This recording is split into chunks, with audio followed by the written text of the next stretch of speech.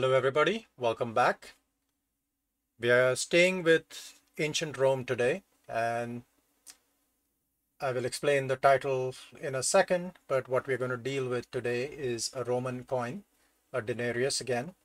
And before I get into the details of the coin, I just wanted to highlight how important it can be in taking the right photograph for the coins, and how that can affect perceptions on the quality of the coin and so on and so forth.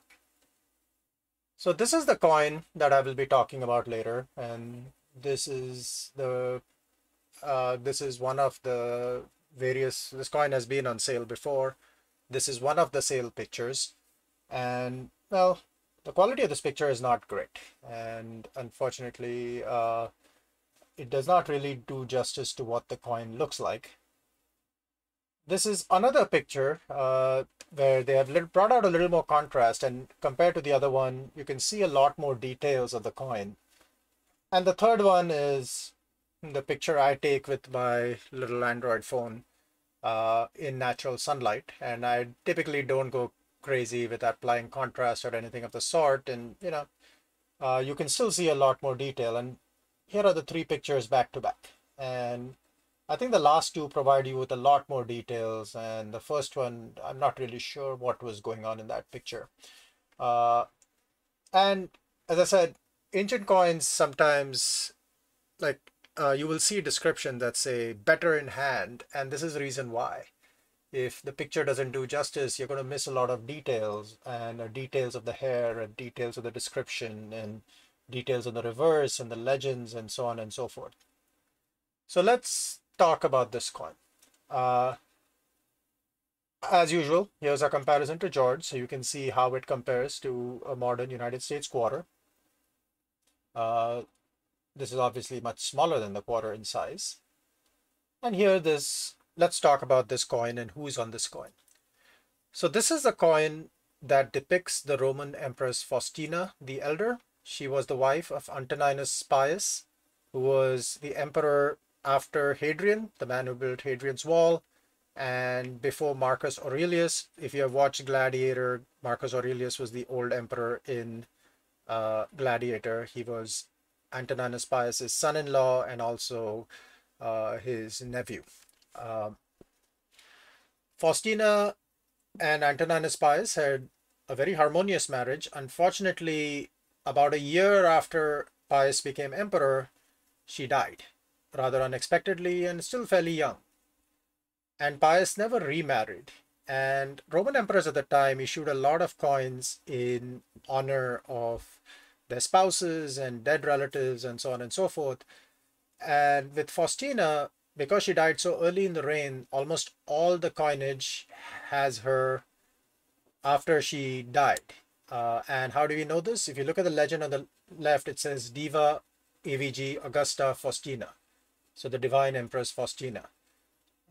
Roman emperors until the Christian era, and actually even including Constantine, when they died, they were deified as part of the Roman pantheon. And here is Faustina. She was added into the Roman pantheon once she died.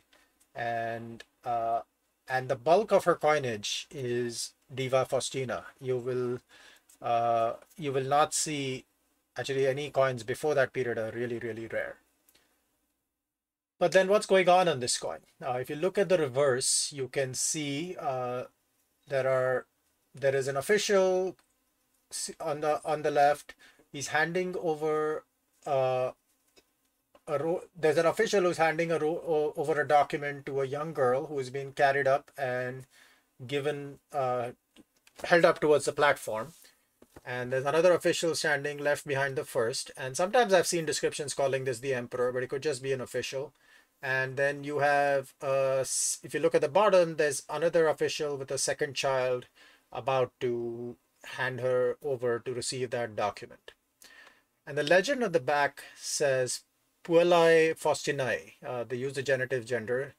Puella is Latin for girl and of Faustina. So when Faustina died, Antoninus Pius created a women's charity to educate young girls from poor families, and this was named in memory of his wife. And Antoninus Pius obviously loved his wife a lot and honored her memory, and this charity was used to keep Faustina's reputation alive well after she died. The other thing you'll notice on the coin in the portrait of Faustina, she has a rather unique hairstyle with the hair tied up with a bun in the top, and it's her that fashion became very popular with Roman matrons of the period. There are other busts of Faustina which have a veiled head. Uh, and the reason I bring this up because Faustina's daughter, also called Faustina, was married to Marcus Aurelius, and the easiest way to distinguish the coins of the two Faustinas is by the hairstyle.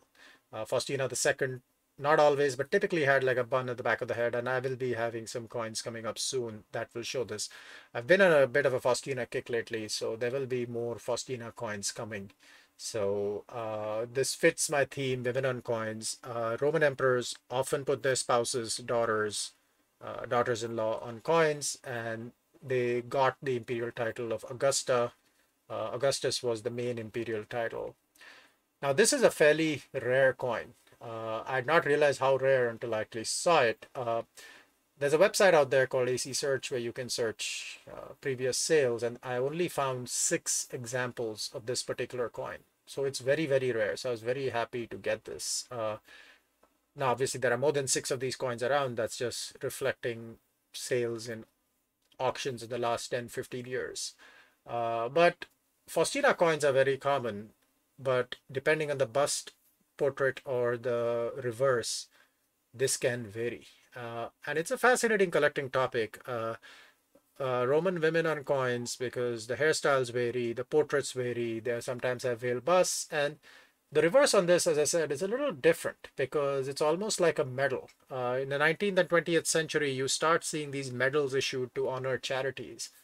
And, well, charities existed 2,000 years ago. And here's a coin specifically referring to a charity, honoring women's education.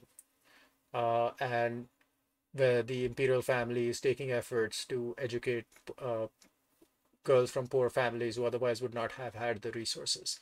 And this is probably why the memory of Faustina and also her husband, Antoninus Pius, was very, very strong in Roman period. The other reason is Antoninus Pius was very, very lucky. He lived in a time of peace. He was able to close the doors of the Temple of Janus before, and unfortunately, as soon as he died, the war started up again. And Marcus Aurelius, who would have loved to live his life as a philosopher, was forced to spend most of his reign fighting the Germans on the Danube and sending an army to find the Parthians, and had otherwise miserable existence as emperor, even though he's considered one of the more successful ones. Antoninus Pius was charmed in many ways. So that's it. This is a coin of the Empress Faustina, honoring a charity issued in her name, fairly rare. And if you like this video, please hit subscribe and the bell icon. You will be notified when the next video comes up. Thank you again, and I will see you soon. I'm sick and tired of living in a van down by the river.